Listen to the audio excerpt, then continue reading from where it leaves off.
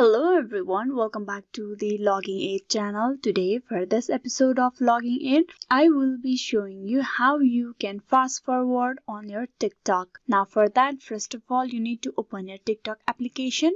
The skip function is still being rolled out to all users and may not be available on all videos yet, so you may need to scroll through your For You page to find a video that has these features on it or the feature available to it. When you see a video with a progress bar at the bottom of the screen, there's a small circle on this bar that marks how far into the video you are currently watching.